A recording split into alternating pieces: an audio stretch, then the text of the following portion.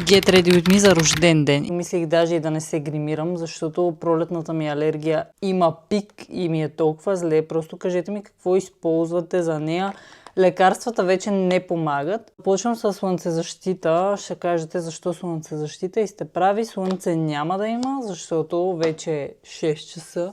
Но това е най-яката слънцезащита. Купих си я скоро и такъв глоу дава. Приятеля ми направи комплимент за кожата вчера и аз сега съм решила всеки ден да я нося.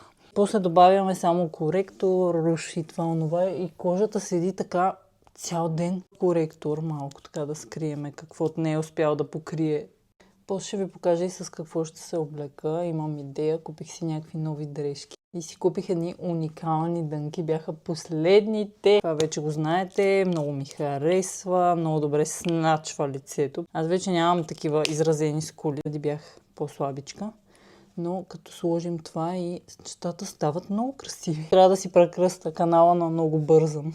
Ще е смешно, обаче вярно, защото винаги много бързам. Затова бях качила едно влогче с една бавна събота, което не се гледа доста, но пък TikTok ми написа, че аутперформвам други потребители. Ми стана странно, защото не знам какво очаквам. Аз имам малко последователи, 1000 и нещо. Но видеята ми имат доста гледания. Аз винаги очаквам да има по 10 000 гледания, примерно. А то не е възможно с този брой последователи. Така че трябва да си напомним и да сме благодарни, че правим това, което искаме и да се съсредоточим в процеса, а не в резултата.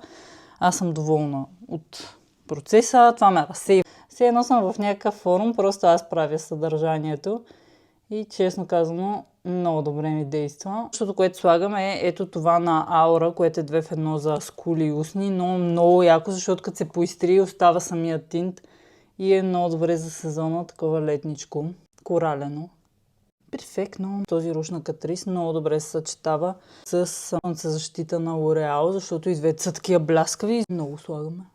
Много е така навсякъде да има.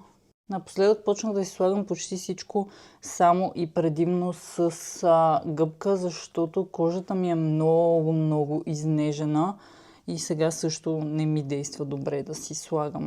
Аз като казах много прекалих. Връщаме се клетката с коректора.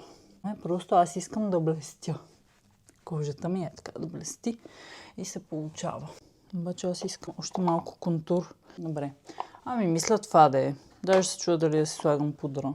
Малко пудра, само ще сложа така тук под очите.